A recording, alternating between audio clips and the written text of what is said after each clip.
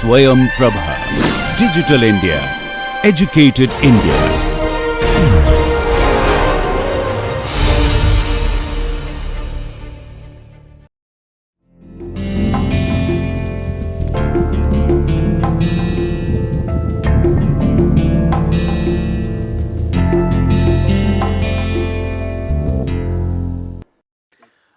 A very good morning, good evening, good afternoon to all my friends and students, dear students.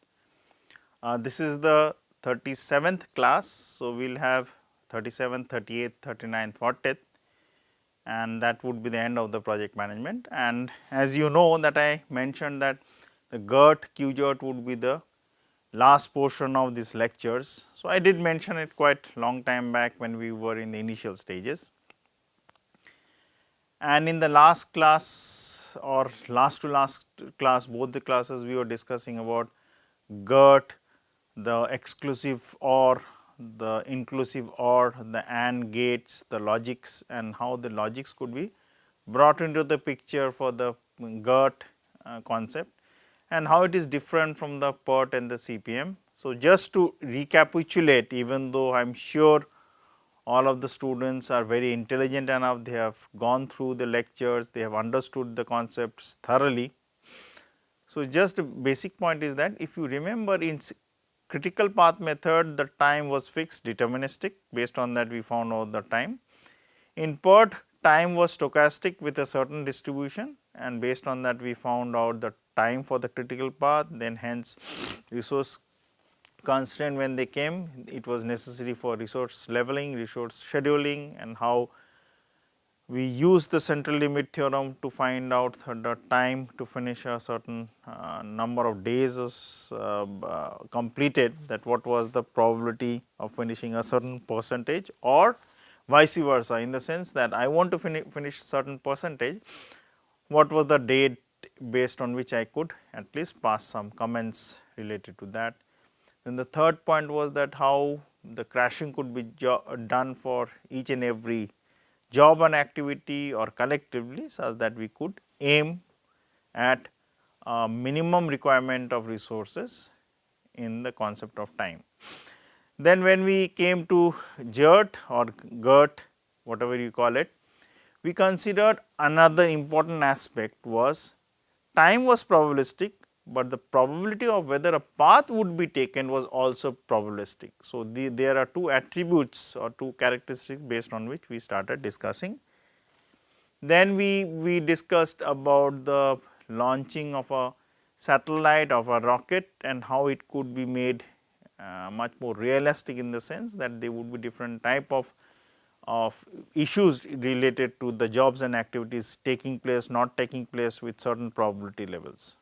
So, continuing with the discussion, so we will try to discuss in more details in this 37th class, and then and the fag end of this course try to go into a detail about a problem.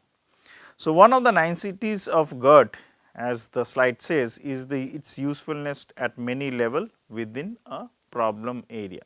So, we will be switching the slides due to the fact that we will try to bring the concept of exclusive OR, inclusive OR, and corresponding to the fact that they can be three different ways of trying to analyze the input criteria or the input characteristics.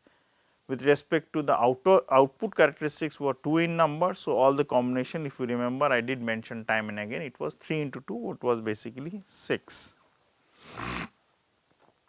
So, consider the problem in much more details. So, what we have, if you note down, we have the assembly, then the receipt of the subsystems are there. So, when you are assembling, there could be different type of subsystems which are being assembled in order to get the product. Product mean, like I am trying to build up the cryogenic fuel tank or the solid fuel tank, and there would be inputs like, say for example, what would be the engine which will basically give the first thrust. Then the other thing can be, say for example, how the heat dissipation can be done. Third could be how the different levels of pressures could be monitored using some very sophisticated pressure valves. So, those can be the issues, and those are the subsystems which should work properly one after another in such a way that the overall the assembly is done properly.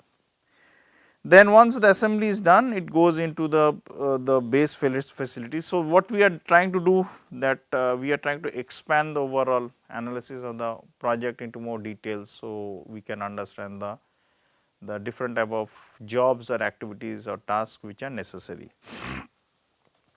Then after the assembly, we basically get all the facilities from the base station, whatever it is, can be manpower, it can be, we are trying to utilize some different type of CNC machines, different type of robots which may be required for doing some sophisticated work. So, all these things are basically conglomerated, and once it is done, you basically check it out, the things are working properly on a standalone basis, combine them and then go for the terminal countdown. So, if you notice this, the diagrams, I will again come into the description in more details. If you notice these diagrams, they are a conglomeration of these 6 different concepts of input output combined. So, 3 of input and 2 of output combined. So, let me again recapitulate and go back to the slides.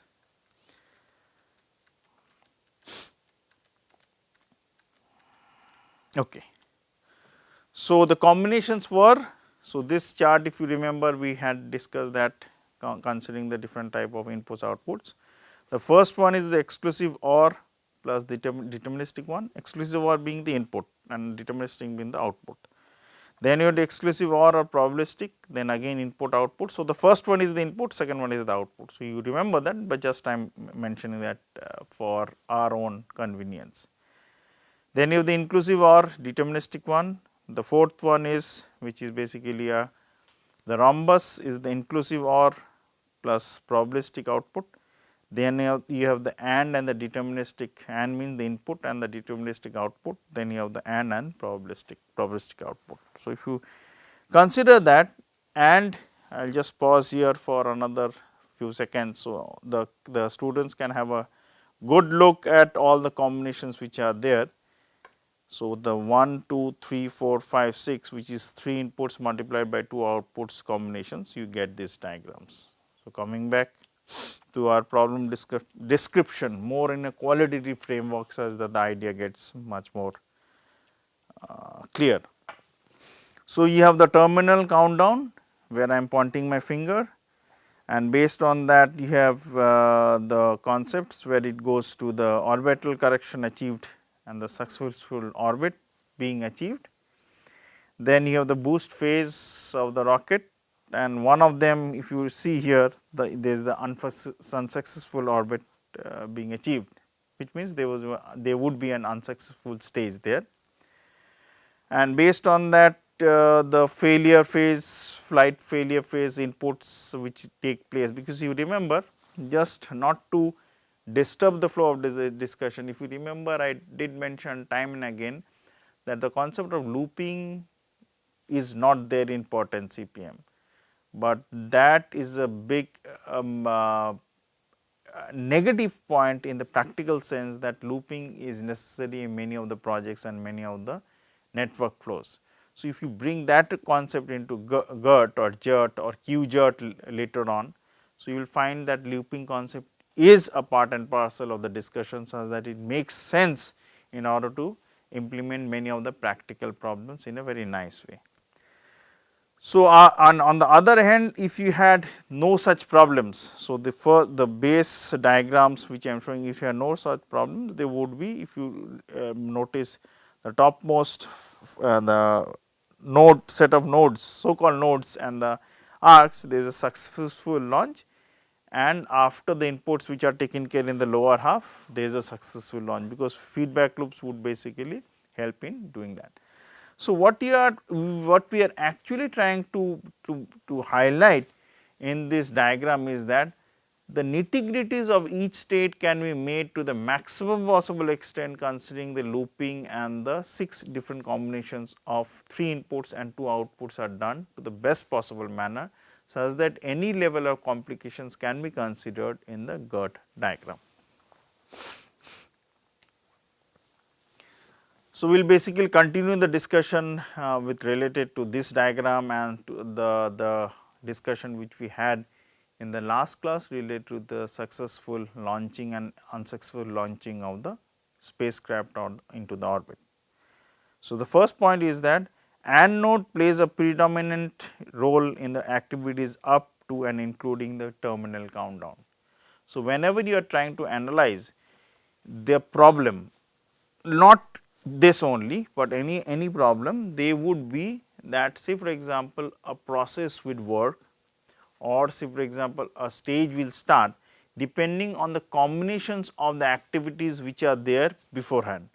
Now, the combination of the activities can be either based on the AND, that means both have to be basically performed such that you can get the output, and it can also happen on the case that one of them is possible, then basically you achieve the target. So, consider this stage like in an exam, very simple example is not related to a project, but basically consider this logic. You are taking an examination and there are 2 papers. Now, consider it states that you can only get the pass mark provided you have to pass in both the examination, that means paper A and paper B. That means your requirement would be you graduate in paper A and as well as paper B. Another combination can be that you graduate the examination. They can be scenarios, I am just trying to basically highlight the hypothetical example. Another scenario would be that you will graduate the examination the moment you graduate or pass in any one of them. Say for example, the pass mark is for any examination is for both case 1 and case 2 example which I gave is 40 marks out of 100. So, even if you get 25 in paper B and get say for example 40 or 41 in paper A, you will graduate in the examination considering the scenario 2. So, obviously, it would be a situation where either paper 1 or paper 2 would basically qualify for your case where you basically pass the examination. In the first example or case 1 which we stated, which means that you have to achieve 40 minimum in both paper A and paper B in order to graduate into the examination.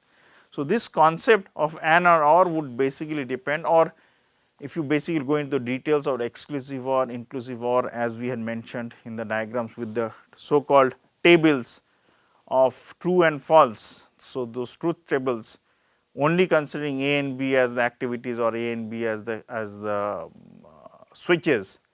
Based on that, we can basically make our diagram as complicated as possible, provided we are able to bring all the practical applications into the picture. So, in this diagram, so if you go back to this diagram which we have just discussed about nitty-gritties of how the countdown and all the complications can be achieved. So, this is an AND node, it plays a predominant node. This is due to the fact, which is the second point I am reading, this is due to the fact that all the activities must be performed before left off, which means that all have to be performed, all have to be done successfully. If and only if all of them are met, then only the next stage basically is achieved. So, as I mentioned in the examination taking case of you as a student, so you would only graduate if you pass both the examinations. So, this work or this launch can only happen if the precedence jobs and activities, all of them are completed. After the terminal countdown, either possibilities are presented. So, after it is done, so if you can only go for the launch if all the work is done, point 1. Point number 2, when you launch, the success of that project would be either yes or no. That means, either the launch can take place or the launch cannot take place. So, if you consider the collectively the launching of that satellite or that rocket, it would mean that there would be some combinations of AND, some combinations of exclusive OR, some combinations of inclusive OR, such that collectively all the logic gates or the logic would be into the considered into the diagram in order to give the best picture for the practical problem which you are trying to solve. Again and continuing our discussion for this diagram, successful node is an inclusive OR node due to the reason. So, when you basically consider the diagram, so that is an exclusive OR node or the job which we are considering due to the fact or the reason that successful launch can happen in two mutually exclusive ways. So, which I just mentioned just a few seconds back. So, what are those reasons?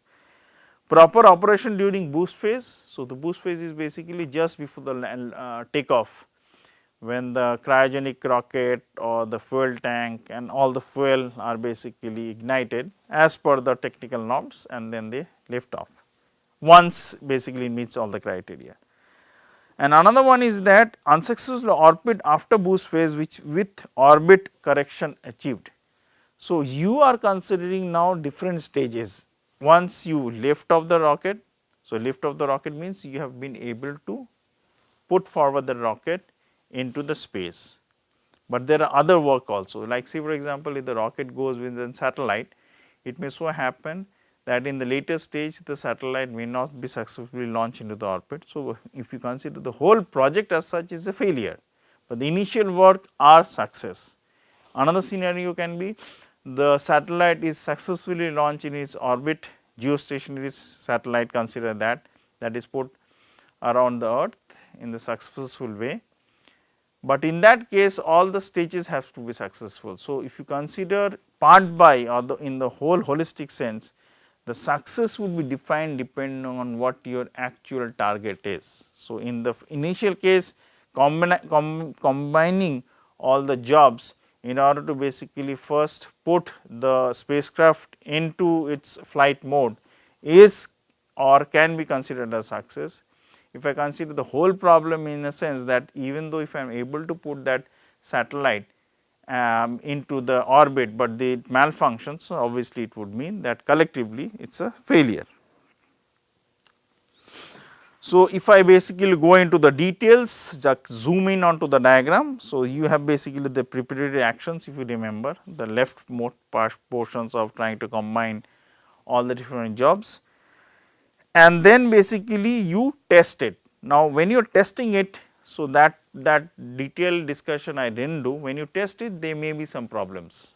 So, what will happen is that which is totally different from the PERT and the CPM network is they would be input loops, again coming back to the combination of the stage where you basically combine the different jobs in order to basically be prepared for the test phase. So, what you do, and if you consider this loop is that you return to the start of the test such that any malfunctioning of the whole process when it happens during the test can be included in the study such that they give a good picture that how the inputs can be utilized from the test, and the how the outputs from the test basically acts as a set of information for the inputs in the later stage. So, this loop can continue till you are able to achieve the goal which is set for this initial stage, which is the test stage for our consideration, such that once the feedback loop is complete in all its proper implications, you are able to incorporate the feedback such that the test phase is successful. Then if you continue with the looping and go beyond that, they could be a diagnosis based on how whether there is an actual problem. So, they would be basically two type of problems. One is they are not that detailed, they can be handled, and this handling is done by the looping which is there. So, all the looping considers that the feedbacks are such that they are able to take care of these errors. And then obviously, if you are able to take care of all the errors, it goes into the continue and the countdown stage and the later phase of trying to basically put the satellite into the orbit. So, obviously, there would be other stages on to the right which is not shown, which is cut here. Another issue can be, say for example, when you are trying to analyze the problem, there can be a on an issue which cannot be solved in the test phase. So, consider there is a major flaw in the diagram, or there is a major flaw in the design of the cryogenic fuel, or there can be major problem in one of the valves. So, in that case you have to basically do a detailed diagnostic test, get the feedback and basically go into the preparatory actions, as that those preparatory actions may now be affected depending on the feedback which you got. So, internal feedback was not successful, say hence the issues of the feedback would basically be considered on a much bigger scale, such that the pre-work which is needed before the test phase, which is mentioned here as preparatory actions, should be considered in more detail to take care of the problem. And obviously, if everything is fine, you follow the set of nodes and arcs which is there on the top portion of the diagram where I am hovering my fingers. So, that will give you the turbulent countdown and how the work starts. All the 6 nodes, so now coming back to the concept of 3 input and 2 outputs. So, all those combinations. So, all the 6 nodes behave in the same manner if only one branch is received at the input side and only one branch is emitted at the output side. So, whenever you are trying to combine, and if there is only one input and one output as stated in this point. So, it will mean that the combinations of all the 6 nodes or the behavior of the 6 nodes would be exactly the same. We will see that as we discuss, it will become clear to you. Thus, if 2 branches are in series, so now the work can be done in series or parallel. If you remember very basic concept of what is a series circuit versus a parallel circuit. So, obviously, there would be, if you consider the precedence diagram for the PERT, CPM, based on the fact you have been able to draw the diagram to the maximum details using the Gantt chart concept.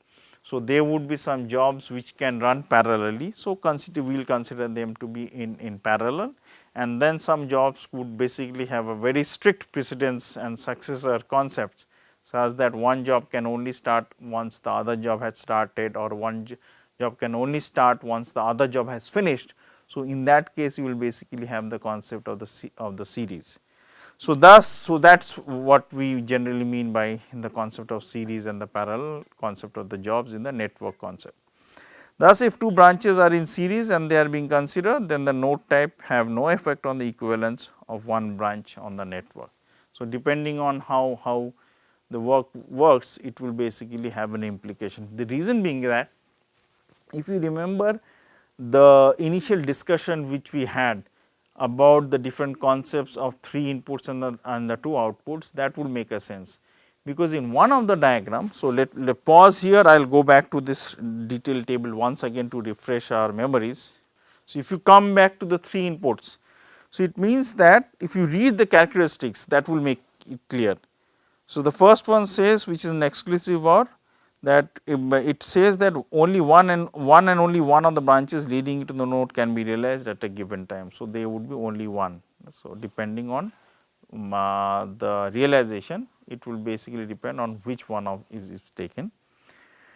The second one, which is the characteristics which I am going to talk about, is, and repeat, is for the inclusive OR. It mentions, if you read it, the time of realization is the smallest of the completion time, which means that you will take the minimum of all the times and proceed accordingly.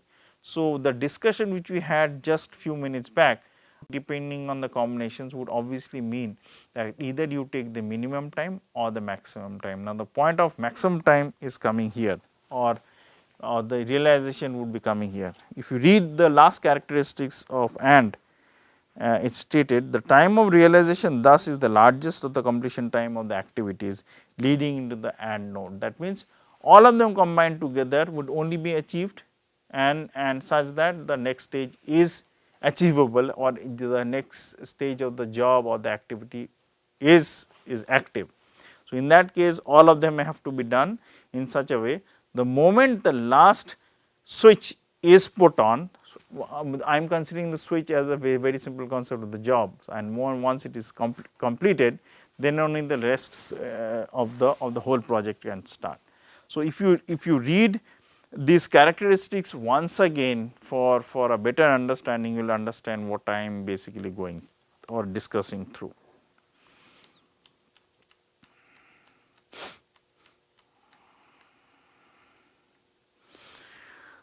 So, this which I am saying after the terminal countdown, third point, after the terminal countdown either possibilities are presented and based on that we proceed.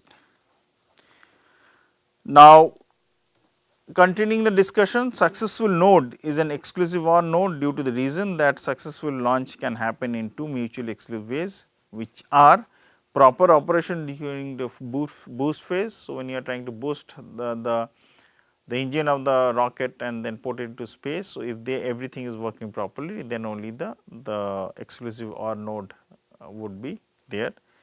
And another thing could be the unsuccessful orbit after boot phase with orbit correction achieved. So, in both the cases, if there is unsuccessful task or job, obviously there would be a feedback. Once the feedback comes, you will basically take corrective actions. So, once the corrective actions is taken, we will consider the work has been solved and then we will proceed to the next phase. So, in this both cases the exclusive OR would mean that you are able to take care of whether it goes past the yes phase. Yes means everything is correct at one go, even if there is some no or some false or some zero implications is there. The word false, zero implications or problems, I am trying to basically use that interchangeably. So, please bear with me. So, if they do not work, obviously it would mean that it would be a feedback. Feedback basically feeds into and gives us the information for the preceding jobs or activities based on which we take the action. So, exclusive OR would be applicable in both the cases. And the dotted lines basically represent the process where it signifies activities that do not contribute to the successful launch. So, there may be some stages or some set of work which would not lead to a successful stage. So, we are trying to basically differentiate that with dotted lines. So, these are basically a nomenclature we are trying to utilize for the arcs in order to make things much clearer to us. So, for the dotted lines which you mean is basically this one. So, where I am hovering my finger. So, this if you see the boost phase is a failure. So, obviously, it would have no consequence on the successful implication for those set of jobs or activities. So, this is the diagnostic one and the feedback loop which were considered based on which we proceed. An equivalent network, so basically considering our discussion. So, we will now basically go into some detailed definitions. An equivalent network is defined as a reduction of a multi-branch network into a one branch network, where the parameters of one branch networks are derived from the parameters of the branches of the multi-branch. So, what we are doing is that we are trying to basically replace the multi-branch in whatever complications it is with the basically fixed branch. Now, there I will pause and basically try to go back to one of the concepts which we did discuss when we were considering the decision trees. If you remember, I did mention about utility functions and I also did mention about certainty equivalent. So, if you remember, in the certainty equivalent or utility functions, we had one important concept was expected value. If you go later back to the projects, there was net present value or the expected value of the project, so or the earned value. So, what it means that you are trying to basically find a one-to-one implication of the complicated network with a much simple network such that the overall feedback loop or overall logic circuit in this GERT concept remains the same, which is in some way trying to basically draw a one-to-one correspondence with the concept that whatever complicated utility functions which you have or whatever complicated decision trees you have, you are trying to replace that with a deterministic one such that the expected value of both of them are same, considering that the characteristics of the investor or the decision maker you are. So, with this I will close this lecture and thank you for the attention, and we will continue discussing the GERT in the last 3 lectures, which is the 38th, 39th and 40th, with some implications for the practical purposes. Thank you very much.